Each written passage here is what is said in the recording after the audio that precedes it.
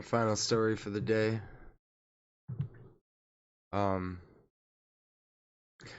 Part of the whistleblower movement. Something I'm really proud of. To live in a country where people do this, where citizens, heroes, in my opinion, stand up to the government and reveal the horrible things they're doing. But I hate that I live in a country that prosecutes these people like criminals. Um, People like Edward Snowden, people like Julian Assange, and now to add to this list is Daniel Hale. So, this is from the Huffington Post. Ex-airman says guilt over drone strikes prompted him to leak secrets. Daniel Hale is scheduled to be sentenced Tuesday after pleading guilty to violating the Espionage Act by leaking top-secret documents. Who is Daniel Hale, and what did he do? Well, Daniel Hale was a former uh, drone operator under the Obama administration, and he leaked the real data on what was happening during the drone war. And we'll get into that. First, we'll talk about the story. I love Alexandria, Virginia. Former Air Force intelligence analyst said his guilt over participating in lethal drone strikes in Afghanistan led him to leak government secrets about the drone program to a reporter. Daniel Hale of Nashville, Tennessee is scheduled to be sentenced Tuesday in U.S. District Court in Alexandria after pleading guilty to violating the Espionage Act by leaking top-secret documents. In court papers filed Thursday, Hale's lawyers asked that he receive 12 to 18-month sentence, which would be well below sentencing guidelines. In an 11-page handwritten letter from the Alexandria jail where he's being held, Hale outlines what led him to break the law, describing his regret and horror as he saw gruesome videos of Afghans killed in part because his work helped track them down. He said when he deployed to Afghanistan in 2012, his job was to track down cell phone signals linked to people believed to be enemy combatants. Not a day goes by that I don't question the justification for my actions, Hale wrote. His guilt is compounded by a clinical nature of the drone strike program, in which Afghan targets are killed, going on about their daily lives, at times with innocent civilians killed as collateral damage rather than on a traditional battlefield. So we'll go over the numbers real quick. And this speaks about PTSD and how PTSD could affect you in a multitude of different ways that you cannot really understand. It's not just, and for this man, it was not just active battle. In fact, I think he feels the guilt is more from doing drone strikes than active battle, because he wrote, the victorious rifleman, unquestionably remorseful, at least keeps his honor intact by having faced off against his enemy in the battlefield. But what possibly could I have done to cope with the undeniable cruelties that I perpetrated? So what did Hale do? Now, he leaked documents about the drone strikes. Because the U.S. was lying about the drone strikes and the number, and exactly who was targeted, what was targeted, and who died from them. So the U.S. at first alleged that there was only 317 drone strikes, only 2,000 militant soldiers were killed, and only about 67 civilians were killed. Now, what is the truth?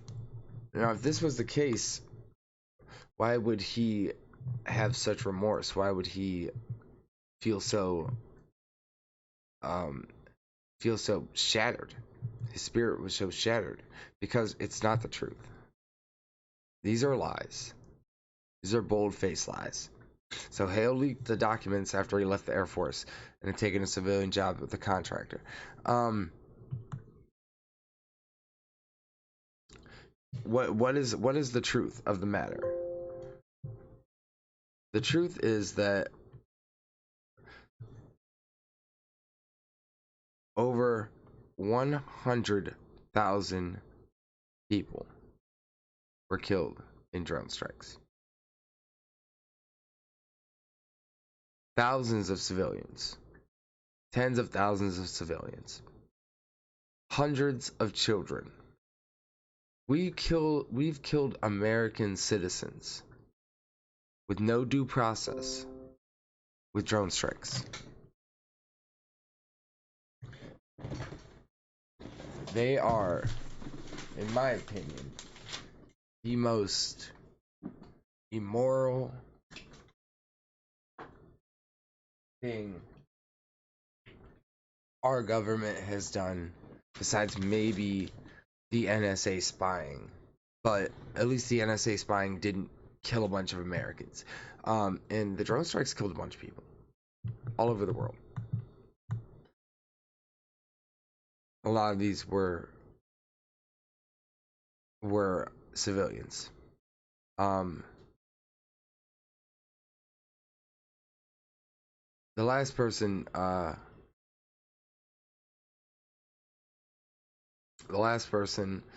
a 5-year sentence for violating the Espionage Act, and they want a lot. They were looking to make this guy sit a lot longer.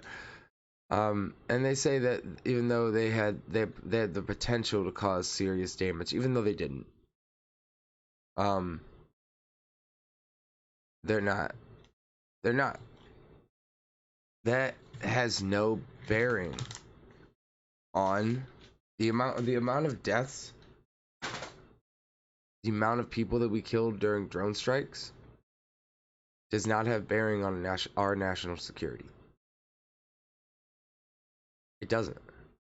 That's for the only national security it is that the people might revolt against you because of how disgusting that is.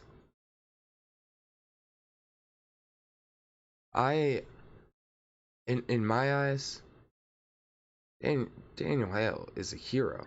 He is an American hero. People don't seem to understand that, and I just don't get it. How can you not see it? He took a chance, and he did what so many people are afraid to do, and that's give people the truth. Give the American people the truth behind what was really going on.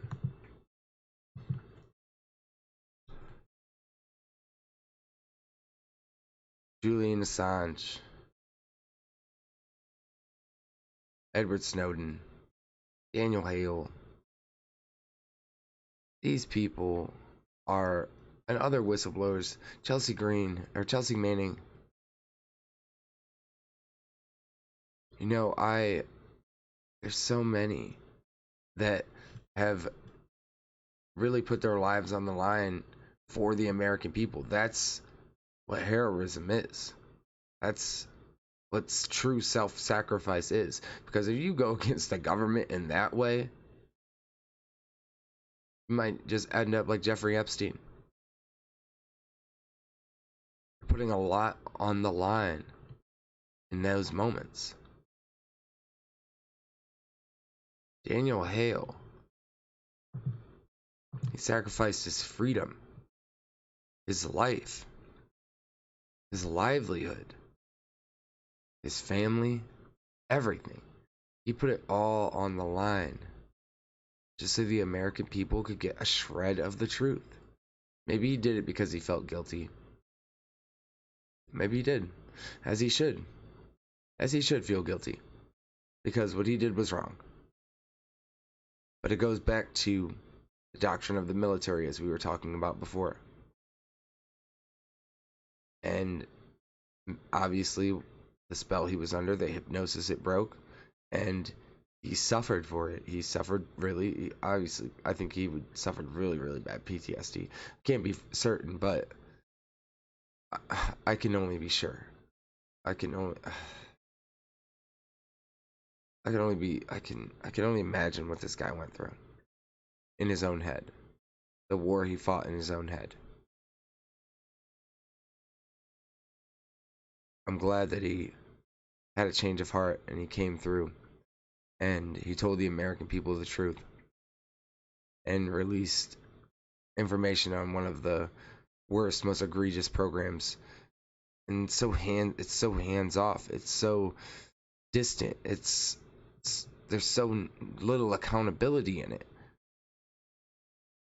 and it hasn't stopped. So